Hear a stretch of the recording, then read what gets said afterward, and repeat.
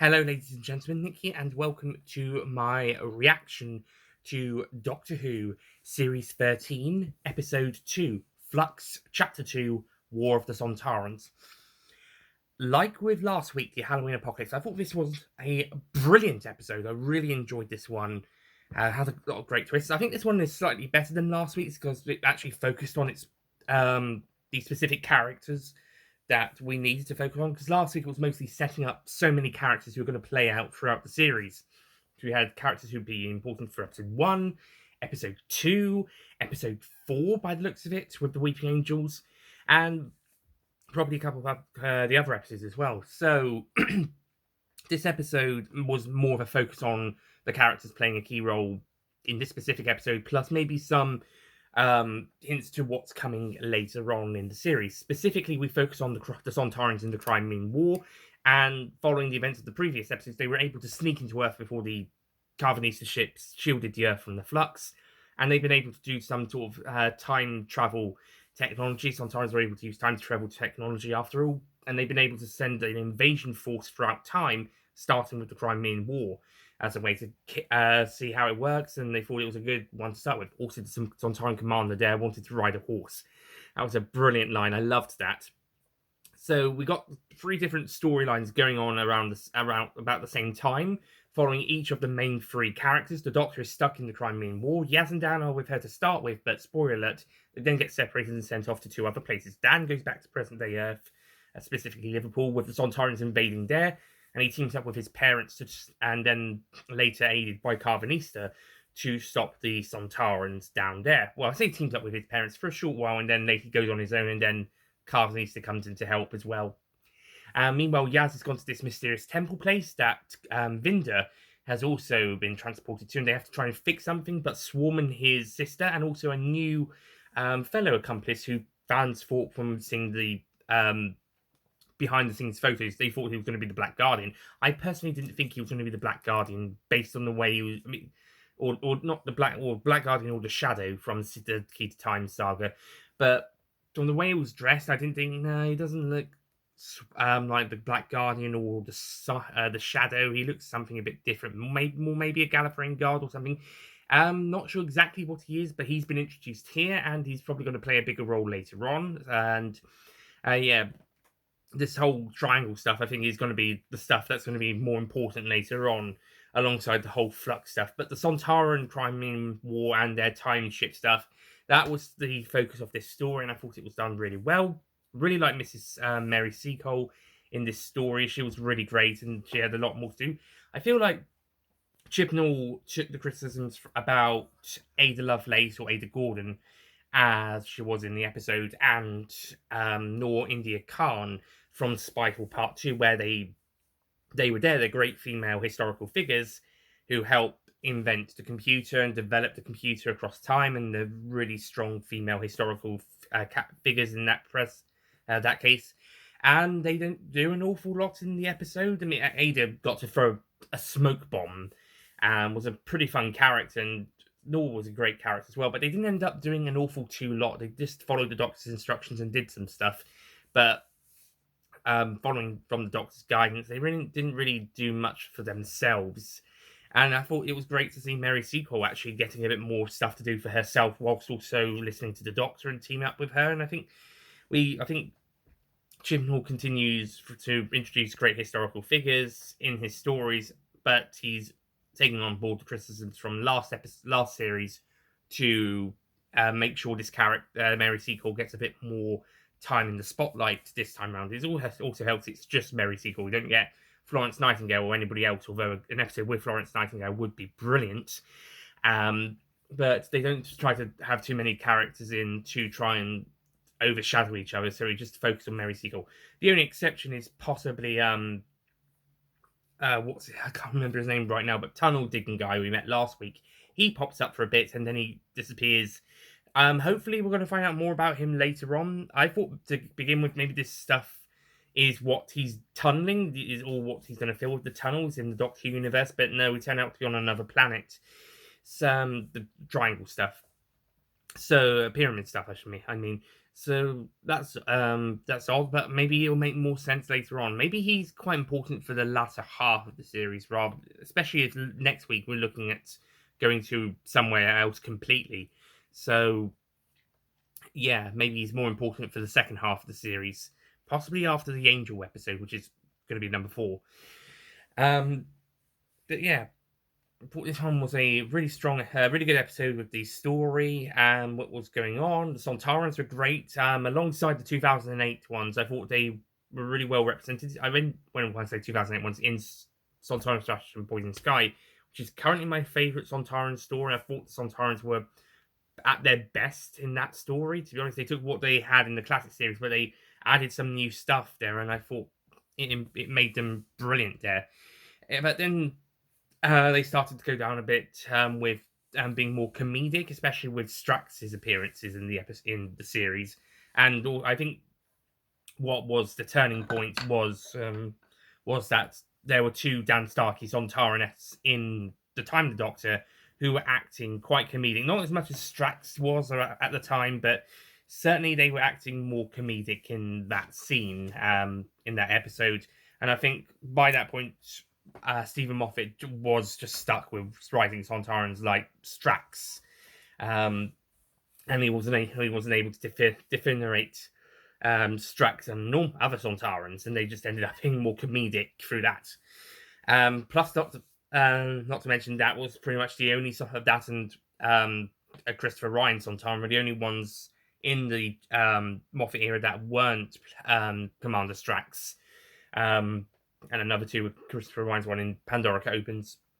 So there wasn't really much time for Sontarans to show themselves in light, because it was mainly Strax, and that was about it, besides a few other cameos. Here, Chris Chibnall was able to let the Sontarans loose. This and the scenes in the last episode, they were able to let the Sontarans loose and be exactly how they used to be in the Office Classic series and in 2008. And yeah, I thought it was done really well. The Sontarans are great. We added a couple of extra little bits of detail to Sontaran lore now that execution is now a thing for them if they're captured but they escape, but it's a big dishonor and now they get executed for it. I think that's a great little detail adding to Sontaran lore, that it's not only is it a big dishonor, but it's the death penalty worthy, which to a Sontaran is, honestly, well, it wouldn't be an honor, but they like dying in battle, but being captured is a big dishonor. So their execution is at best mercy, as opposed to an honor, dying in battle, which they don't really do in this episode. The Sontarans don't really die in battle this time around. There isn't most of the Sontarans actually survive the actual battle, but yeah, it's quite interesting that we're throwing some new bits of Sontaran lore, like in Sontaran Stratagem and Poison Sky. It's pretty interesting that we do that, and it helps build them up more, especially since, if you don't count Strax's appearances and the cameos, this is technically the 6th serial the Sontarans have appeared in. 8th if you include the 2 Sarah Jane Adventures ones. But in terms of Doctor Who, it's technically the 6th television serial. And even then, it's only these 2 episodes. Maybe they might pop back again later on, but it's technically 2 out of 6 episodes in this serial. The other serials, of course, being The Time Warrior, The Sontaran Experiment, The Invasion of Time, which gets both Time Warrior and Invasion get referenced in this. With Time Warrior, there's a Lynx reference, and Invasion of Time, the Doctor mentions she was a former president of Gallifrey. That episode, and also 5 and 6 technically being president of Gallifrey between 5 Doctors and Trial of the Time Lord, and I suppose maybe 12 in Hellbent.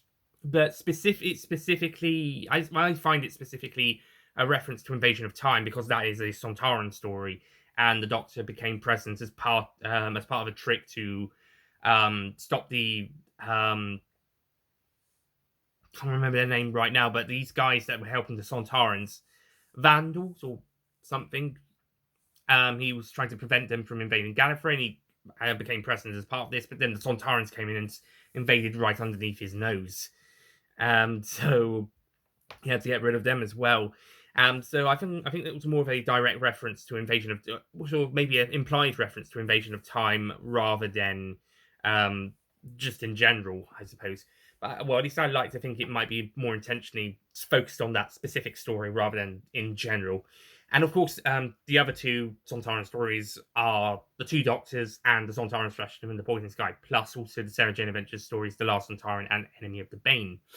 Um, and then they've had cameos over the years as well, especially in the Moffat era and Strax's appearances. But like I said, if you're focusing on the Sontaran stories themselves, or if they're not including the Strax ones, if you focus on Sontaran stories themselves, it's 6 serials in the show.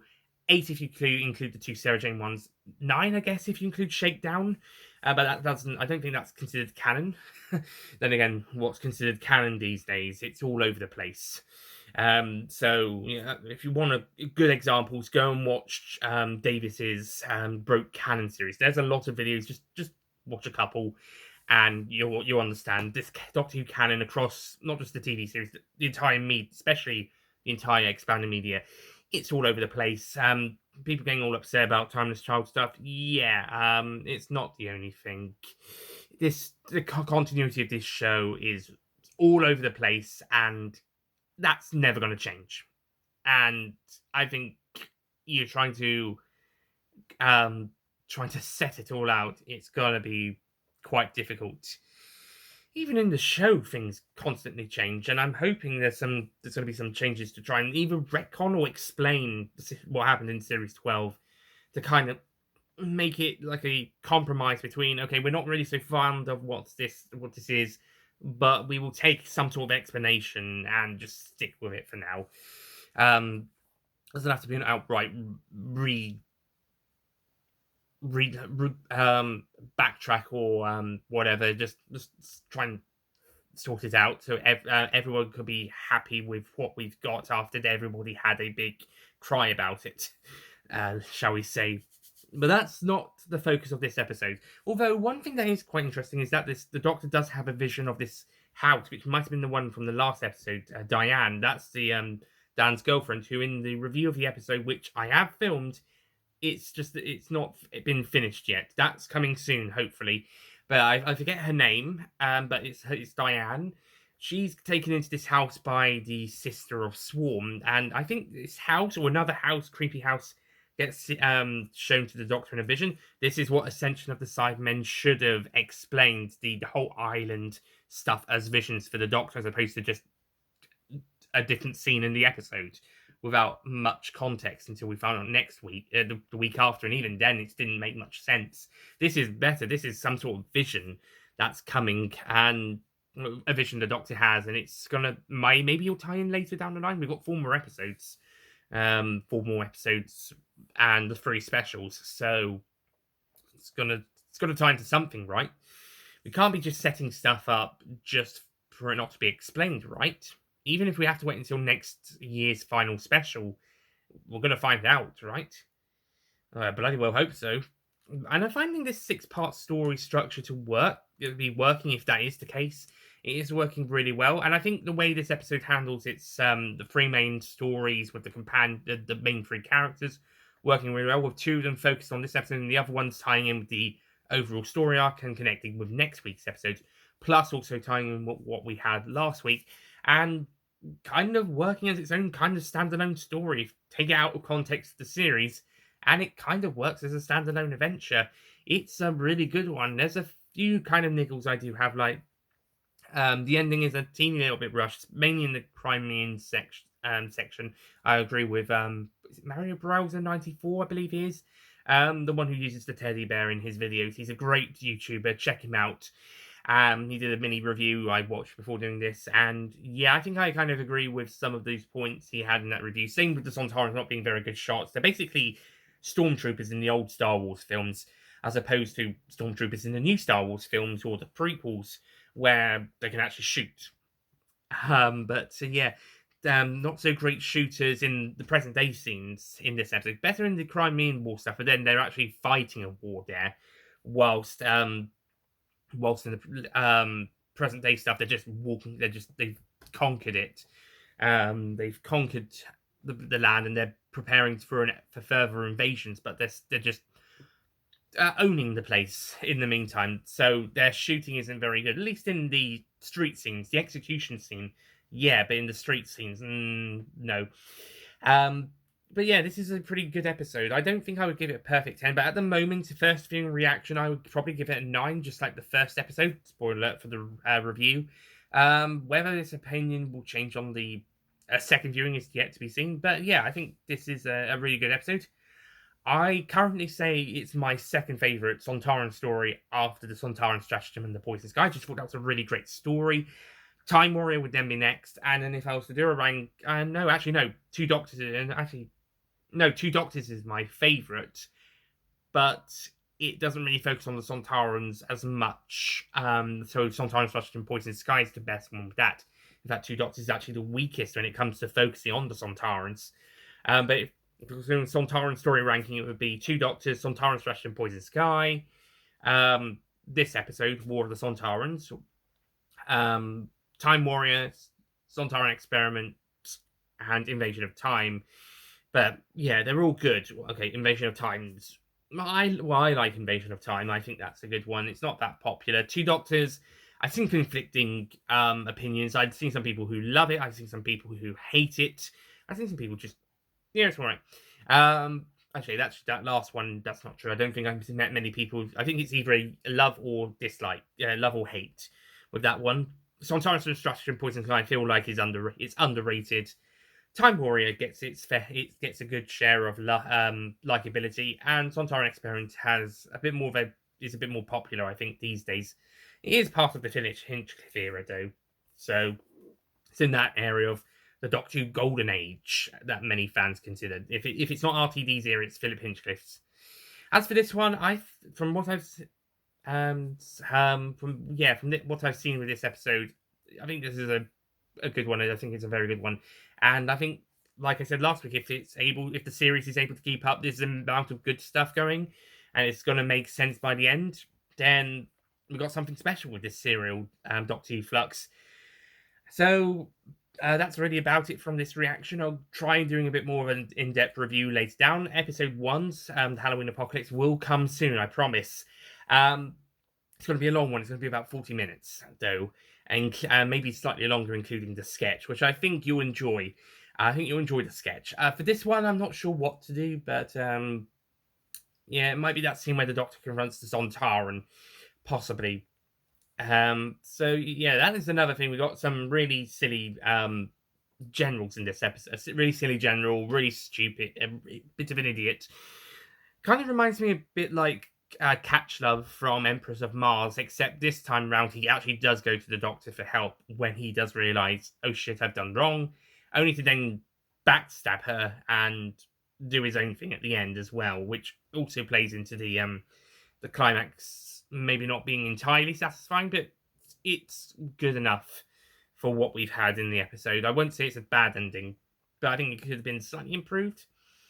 But yeah, that's it from my reaction to War of the Sontarans. Again, I'll do a proper review later down the line, go in a bit more depth and maybe a bit more spoilery.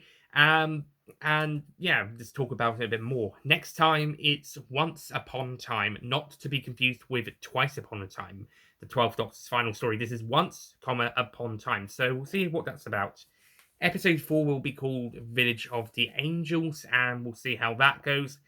And there's going to be a Weekly Angel appearance in the next episode, according by the looks of the next time trailer. But more excitingly, a new planet, and everybody going there, and some new people, and it's coming under attack from the Cybermen. Also, they have guns very similar to those ones from the people keeping Swarming caged in the previous episode, and the ones the Fugitive Doctor and Gat had in Fugitive of the Jadoon. So we'll see how all that ties in with each other, or at least how or at least begins to tie in with each other.